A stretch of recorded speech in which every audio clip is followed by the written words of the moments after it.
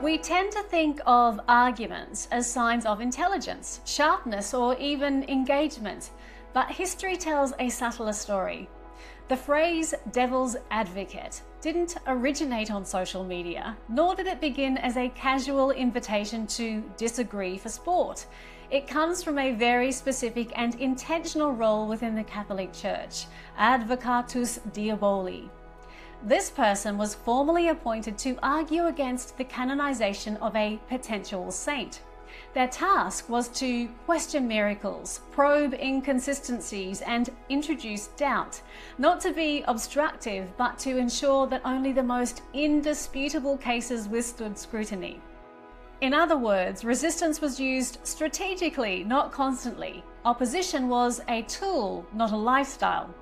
Over time, the phrase drifted into everyday language, where it now means I'm going to push back on this idea, sometimes helpfully and sometimes reflexively. What's often missed is that the role itself is inherently resistant. Even the word advocate comes from the Latin advocare, to call upon or to summon. So when someone plays devil's advocate, they are quite literally summoning doubt into the room. That isn't always wrong, but it is always consequential. Momentum is one of the most underestimated forces in human life. We understand it instinctively in physics. An object in motion tends to stay in motion. But the same principle applies to thoughts, ideas, creativity, and social change. Ideas don't arrive fully formed and unstoppable. They begin quietly, tentatively. They gather energy through repetition, attention, and alignment, until suddenly they move with force. This is why constant resistance matters. Skepticism acts like friction. A little can be useful. It stress tests an idea. Too much too early, and momentum never has a chance to build. Imagine a train pulling away from a station. At first, it takes enormous effort just to overcome inertia. Once it's moving, however, its mass and velocity make it powerful, even difficult to stop. But if obstacles are repeatedly thrown onto the tracks, doubts, interruptions, contrarianism for its own sake, the train slows, stalls, or derails before it ever reaches speed. This is where much of social media gets stuck. Two trains colliding head-on don't create progress, they create destruction and stagnation. And that's what endless online argument often is. Opposing forces slamming into each other, each convinced that stopping or owning the other is the goal.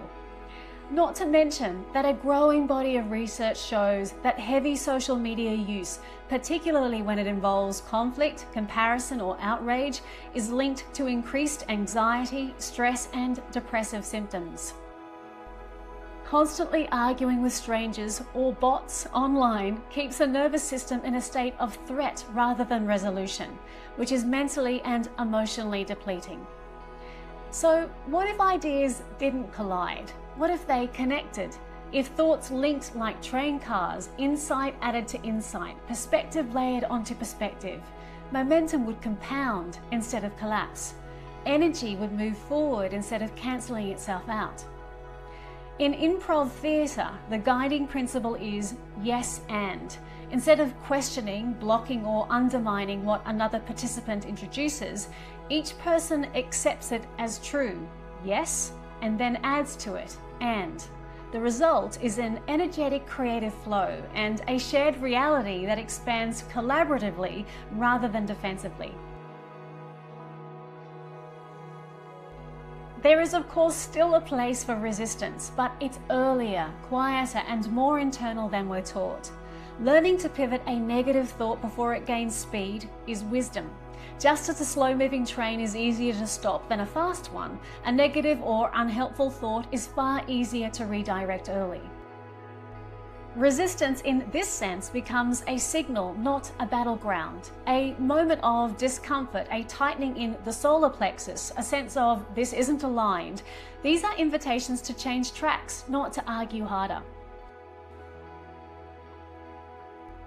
This is very different from endlessly summoning doubt into every shared idea. Arguing online rarely builds anything new. It expends energy without direction. Creation, on the other hand, requires sustained focus, cooperation, and a willingness to let ideas breathe long enough to become something real.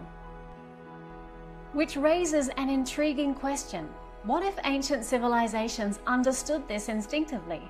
What if the reason their wisdom traditions endured and their structures still stand is that they harmonized knowledge instead of weaponizing it?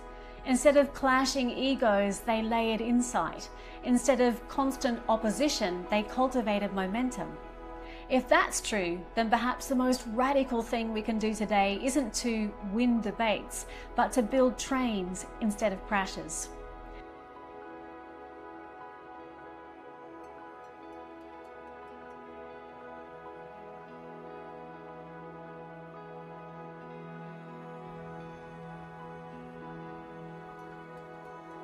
Not every idea needs a devil's advocate. All good ideas need is time, attention, and aligned energy to become what they're meant to be. Great. If you're interested in reading more, my full work, The Book of Revolution, is available globally now.